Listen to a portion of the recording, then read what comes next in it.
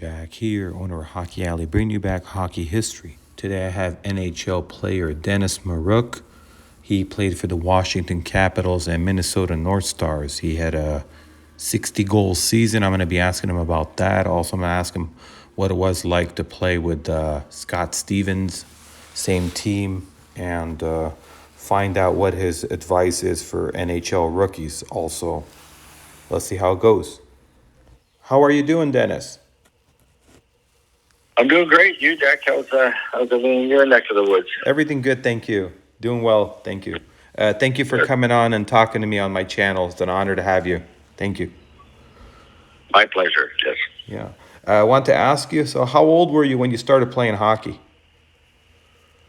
I started playing. As a matter of fact, I tried it when I was 6 years old, and I thought it was too cold outside to skate, so I went back inside. But then I hooked up again when I was 8 years old.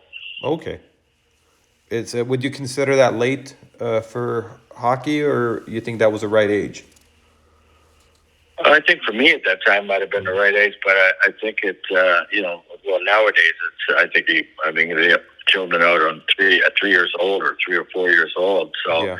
I know I have two boys, two grandkids that are 11 and 8, and they started when they were between 3 and 4, and they're doing really well. But I think at that time I just wasn't ready to and I don't think at that time it was the big push about being younger, 3, 4 years old. I think ready to go ahead and play. Yeah. And who was your idol growing up? Well, I played against so many, but growing up, of course, we watched Hockey Night in Canada and Toronto a lot. And but I really liked Bobby Hall because of the unbelievable power he had and the slap shot, and a player that I realized that who was small and structured with myself would be Marcel Dion. Oh yeah, awesome choices. Marcel was my idol also.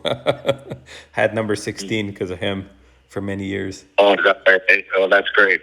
Thank you. That's great. Yeah. So how did you get good? How did I get good? Yeah. Oh, geez.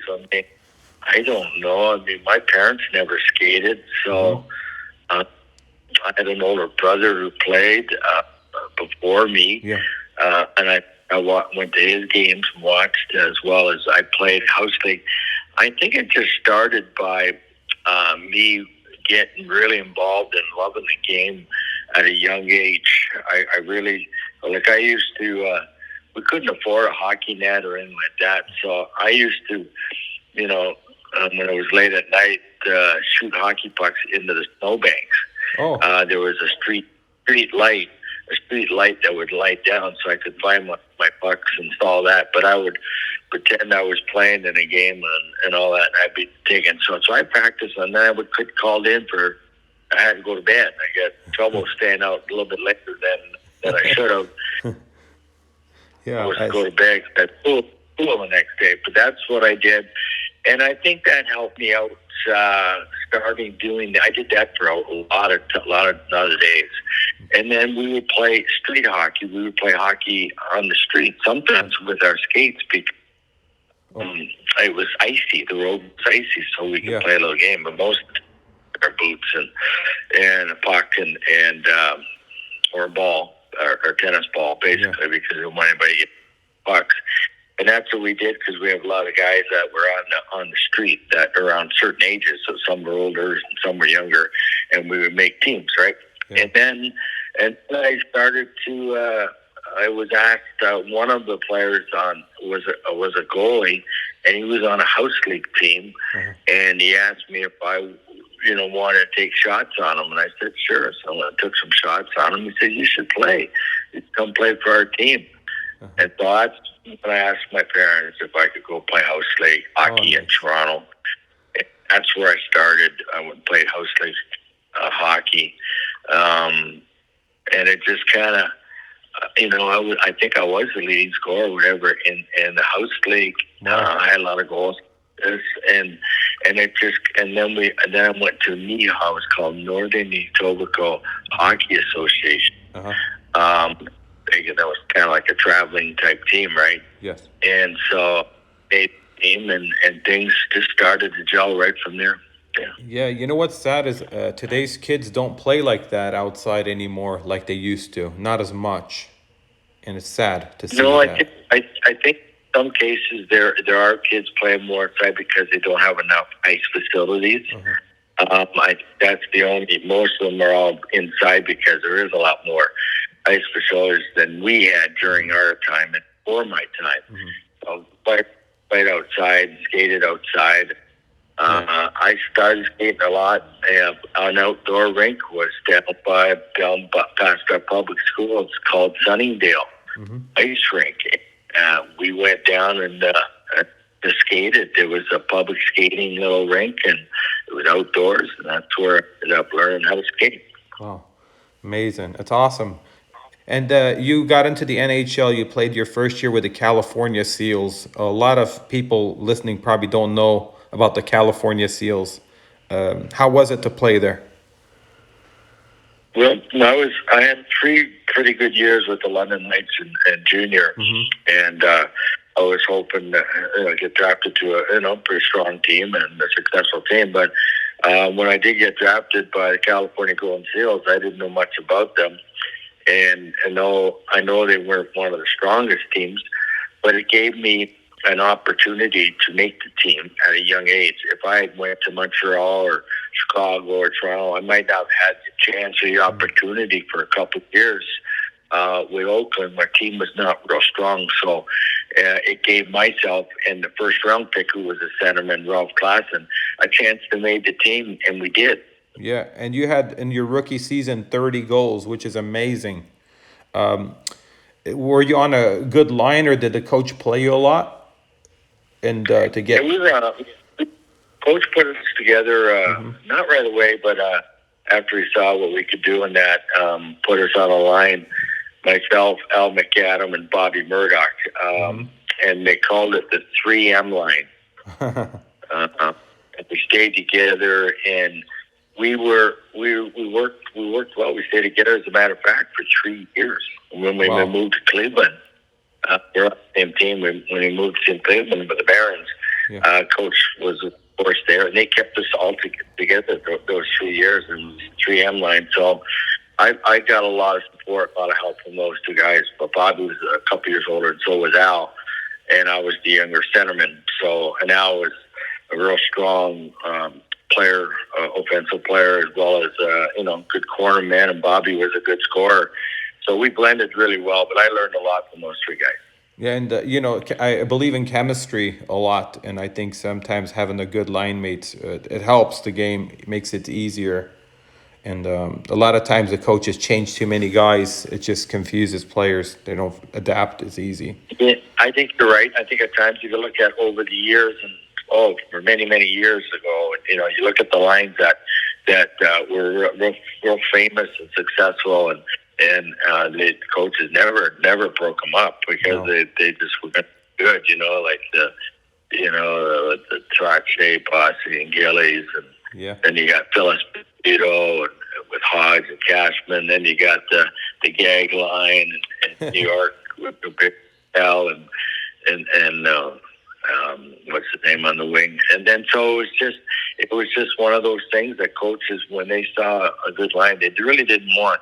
Now I think there's a lot of it happens, it stays in some cases, but then they change a lot too, because the game is so fast and the players can pretty much play with anybody today. Hmm.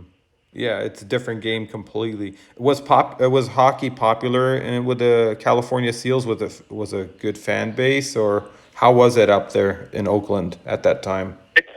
They love their hockey. I think if we had a winning team, it would have been a lot better. Yeah. We did. Montreal Canadiens were phenomenal. Yeah. They were a great team. Yeah. We averaged. I think we averaged around 9,000, 10,000 Oh. for our games. The rink was the Oakland Coliseum, where Raiders, where the Warriors played. Yeah, the basketball. Golden State basketball team. And then they just built a new one, right? But that's where we played in the Coliseum. So it wasn't like had 18,000 or whatever. It was a smaller facility and with fans. So that's the way it was. Were they educated in hockey? I think they were, but I think it really goes down where it was more of a baseball. Because Charlie Finley owned the team before I got there. He owned the Oakland A's, and that's where he made the hockey kind of colorful, like the Oakland A's, and with in gold, and then they changed to the teal blue. But he was the fellow there. So I think it took them a bit of time to get educated. So it was more of a football and baseball town. Yeah. And Raiders. Yeah, the Raiders are popular. Definitely, they were moving back and forth, L.A. and up. Their stadium was right next door to ours. Oh, that close! Yeah. Wow. So I walked to it. Yeah. How nice. So you scored 60 goals in a season, and not many players have gotten that over the years. I think it's only happened 40 times in the history of the game where 60 or more goals in a season has happened for a player. And I think maybe a dozen players have done it, including you. What made you score that many? Like, what did you do different than other players that score goals? Because I think you were a goal scorer. Like, I look at you, I say, this guy's a goal scorer. What was it that you did? Most people call me a goal scorer. I call myself as a playmaker more. I have more assists. I like setting up players and helping them score. But I worked on my scoring. I basically did that a lot, and all through my youth hockey and all the way up, I scored a lot of goals. And then same in junior.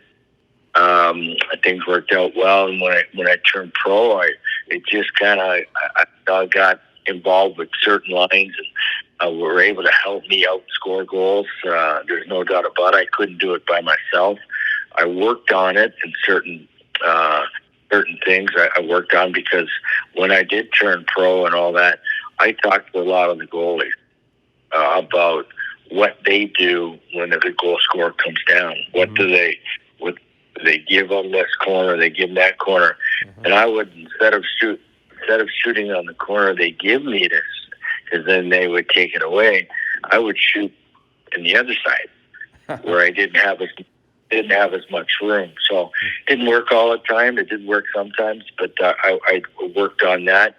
I was there's the score 60. There's only been 21 players ever to do it, and what's his name will be the 22nd player this year. I could see Connor McDavid getting 60 goals, 60 plus goals.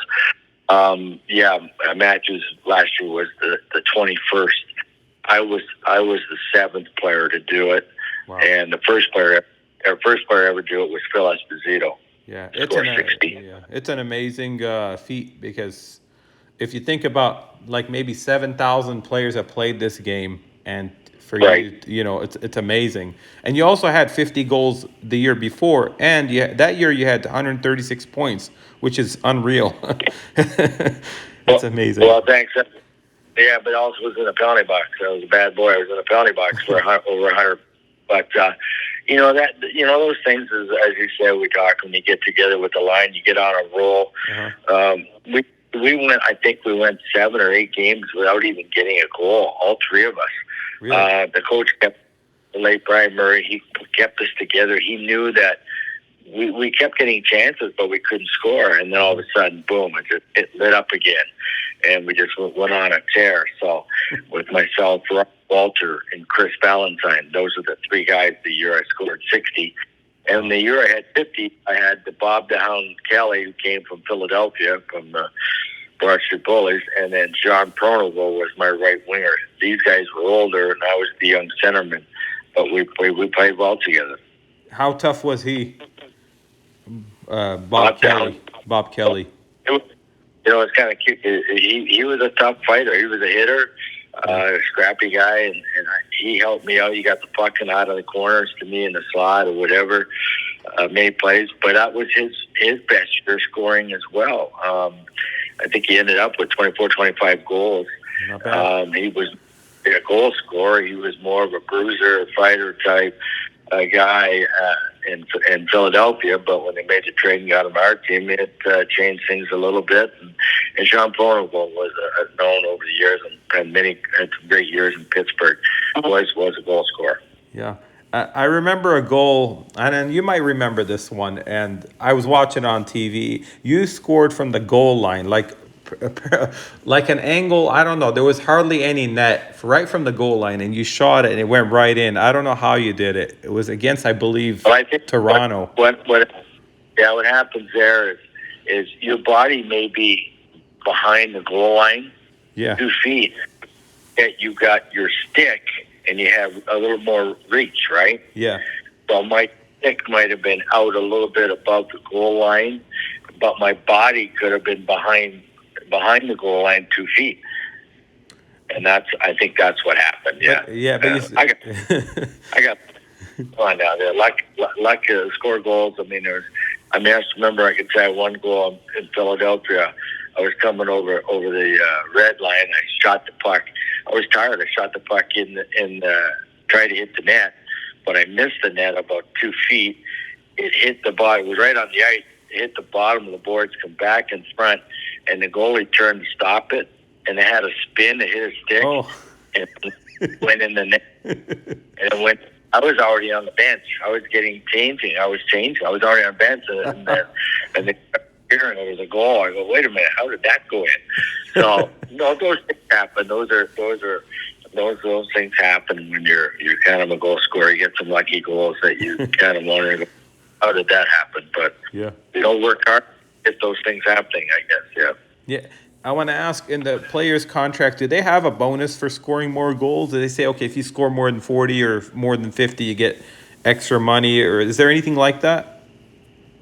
Yeah, there were certain bonuses and just throughout those years, and I think today there are still personal bonuses or personal achievement. I think in all sports, if if you reach a certain goal or reach a certain how many hits or how many home runs or whatever, and how many innings as a pitcher, I think there's personal goals. Is it worth personal goals? I think it helps a little bit, but I think it's better to have team goals. Yeah. If your team does well, because especially in a team sport, you're not the only one that's going to make the team be successful. It's other guys on the team too. So I tried to have more team goal bonuses. I did have a few at the beginning of my career, and then I changed into more team. Mm-hmm. Yeah.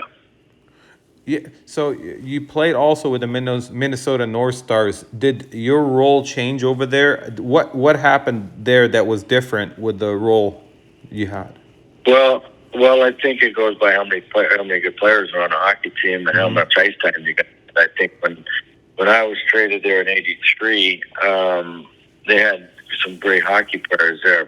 Broughton, Tim Young, Steve Payne. Well, these guys were great hockey players. So there was Brian Bellows, Kent Nielsen. So how much ice time I was going to get was going to depend on the coaches and all that. So I was probably the third or fourth line centerman and didn't play as much. Oh. But I ended up getting anywhere between 60 and 70 points. Yeah. In that position. So if I would have played more like the regular, like Neil brought his ice time and all that, I think I probably would have had over 100 points there, close to it. Absolutely. Yeah. I mean, you were doing that every year with Washington. Why not there? Yeah, and I agree. Right, exactly. Yeah. Exactly. Coaches sometimes are the ones. The coaches sometimes don't see everything, and they make mistakes like that, and it's a shame. And they like other players better. Maybe the coaches didn't like my style, and when I was traded there, so those things happen. Yeah, nobody knows. They don't really say. And you had Dino Ciccarelli on your team. How was that to have him? Oh, he was a great goal scorer. What a competitor! There's no doubt about it. Here's a guy that doesn't leave the front of the net. It'd go in off his butt or off his arm, whatever. But he took abuse. He took abuse game in and game out, and that's why he scored so many goals, because he paid the price, and he had great hands. He had a great shot. Yeah. And you also had in Washington Scott Stevens. How was he as a rookie coming in? Was he as tough as he was with the Devils? Or did he? Well, the 18 when he came in with the Capitals, and he when he came out as junior, he was top first round pick. So we knew that how good he was in junior, and just a matter of could he turn that over in the NHL, which he did. He became stronger, and he became a real big hitter. He was a real strong hitter in junior as well, and then he just turned it over in the NHL. But he also put on probably 15 or 20 pounds of solid muscle, so that was even harder. But he was a great competitor and a great player, just like he was in Washington as he was in there. He learned a lot, matured a lot, and became a great captain, a great player. And I know he has some great years in New Jersey as well. Yeah, he's phenomenal. Awesome. I was awesome to watch him. Right. What kind of hockey sticks did you use over the years? Oh, geez, I think we were into the wood sticks, right? So, Yeah. let's see, junior, I used Hesper and Wally 500s. Oh. There's a Wally 500 stick. They're made by the Kitchener brand, I think. And then I went into the Sherwoods. I had a little stick contract. It wasn't a lot, but it was a little one with Sherwood. And then I used the Canadians. I tried Titans. They were too heavy. Used Canadians and Coho 221s. Which ones did you like the best out of all of them? Which ones were your favorite? The Coho 221s. They were wood. They were all wood sticks. But I felt the Coho sticks were the best. And you used to have a big handle of tape that I remember. How many rolls of tape did you use? A whole roll or half a roll? I would say more half a roll. It wasn't just the one area I go around. I would go down the shaft about 6 inches and then stop there and then go back up to the top again and then go back down. So it was kind of skinnier at the lower part, and then it got thicker and then thicker to the top part. So it was more or less a nice handle, right? And that's where I like to grab. And I don't have big hands. I just like that. I didn't like the thin, thick grab. I didn't like that, and I've had that for years. I think it really started in junior. And I tried this thick handle and a short stick as well. I used a real short stick, even though I'm a short guy. I used a shorter stick. But that's the way it was. Did it give you an advantage in somewhat for the shot, or was it for the puck handling when you had that much tape? Sorry, Jack. I lost some velocity on my shot because of the shorter stick. But it gave me better control of the puck. I like the puck close to me. Yes. So the stick, the better it was close, and I felt more comfortable with the puck being close to me, not further away trying to stick handle. Yeah. It makes sense. Make sense? Yes, absolutely. Oh, yeah, I understand completely. And do you like the way the game's changed today? Well, it's all for the fans. It's all entertainment. The players are so fast, and they've got every player's got their nutritionists, their trainers. You name it. We had to order massage people to come on the road with us to give us massage for our bodies, but we never had that. And I think the opportunity, the way the game is, they've opened it up. They got rid of the center red line. They've opened it up so there can be constant play going turnover in the end zone. And of course, and I played 2 All-Star games, and we never had what they have at the All-Star game, the shows and the best shot, and we never had that. We had hitting in our game. We had some money that we could make if we won the game on the All-Star game, but there was hitting, and I wouldn't be surprised there could have been some fights or something. But the 2 games, they're real close games. They're, I think, by 1 goal, 5-4 and something else. So it was like a real game when we played the All-Star, even though it wasn't your team. You were playing for that conference, right? Yeah. And now they just everything for what else can they do? What else can they do to show? It depends. Well, next year it's in Toronto. I think I'm going to be going, but what can they do in Toronto that compares to what they did in Florida, right? Yeah. So I'm sure they'll find a way to do something, but it's really entertainment, the game today, and there's some great hockey players out there. I mean, you look at McDavid, you look at McKinnon and Colorado and Toronto with Austin Matthews and Mitch Marner. I mean, you just go down the list. Look at Boston. Nobody expected Boston to be where they are. Yeah. And you really know who's going to win the Stanley Cup, because there's a lot of teams. There's a lot of teams right now that are really playing good, trying to make the playoffs. So, yeah, I'd like to see them go back to 1-8. I really do.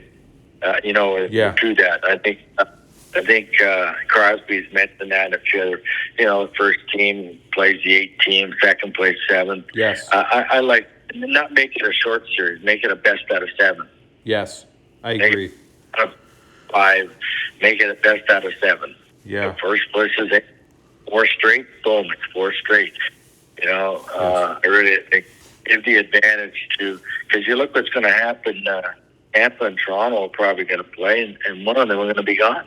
Yeah. One of them is going to play playing early golf, and I don't think that's right. I think you should be rewarded for having a good year.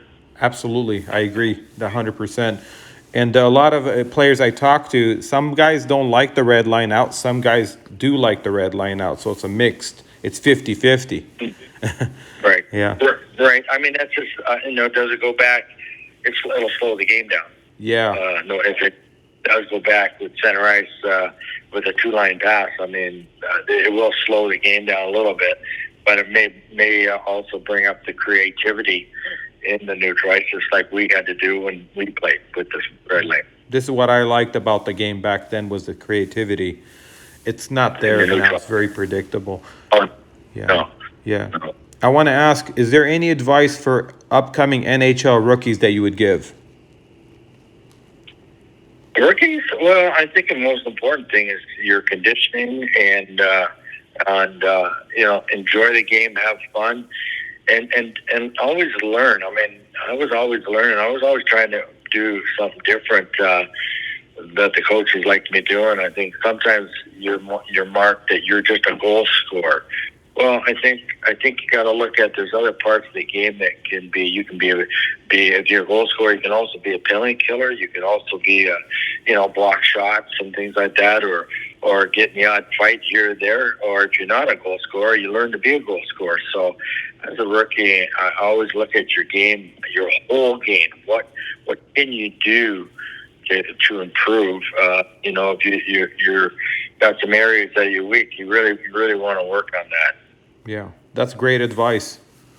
Yeah, that's awesome. Dennis, I want to thank you so much for coming on and talking to me. It's an honor to have you. It was awesome. Great interview. My honor to talk to you, Jack. Yeah, anytime. Thank you, buddy. Yeah, have a great day. Talk to you soon. You too. Take care. Okay, Bye-bye. thanks. Thanks. Bye-bye.